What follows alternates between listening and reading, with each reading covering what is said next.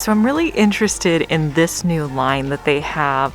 They're little canvas bags. This one's pretty structured.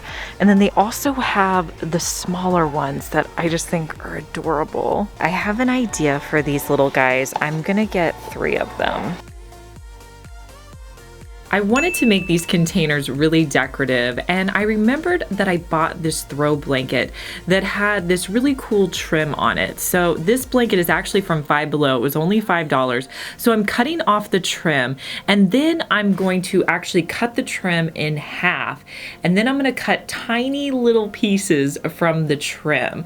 I'm actually using these little pieces kind of to look like pom-poms on my container.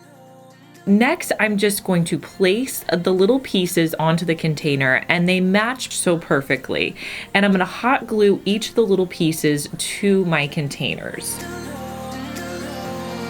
Then I'm going to turn it on the side and do the exact same thing. And I'll repeat this same step on the 3rd side. I'm not going to put any on the back just because it's going to be up against the wall. And I'm going to repeat this with all 3 containers. You can add in succulents or anything you like, but I love the way these turned out.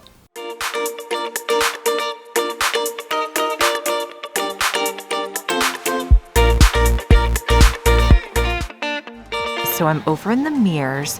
I just saw this little table mirror for $14.99, which is a great deal, but I have a good idea for this mirror. So we're gonna pick up one of these to do a DIY. So I found this beaded wall hanging, I'm thinking that's what it was, at a thrift store. I grabbed it at the time not knowing what I was gonna do with it, but I pulled it out for this project.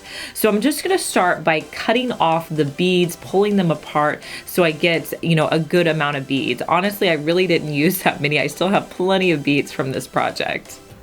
I think this piece ended up costing me around $4. And then I'm going to take some Dollar Tree twine, and I'm just going to start stringing the beads onto the twine. Then I'm gonna measure around my mirror to make sure I have enough, and then I'm gonna tie it off. Next, I'm going to start with one end of my beads, and I'm gonna hot glue it to the edge of my mirror. Now, as I was doing this, I realized that the hot glue wasn't enough to hold this on. So I did come back in and add a little bit of Gorilla Glue to the back. I didn't wanna have too much glue because I didn't want it to show on the sides, but if you want it to hold in place, I would add a little bit of Gorilla Glue to the back. And here's a look at how this cute mirror turned out.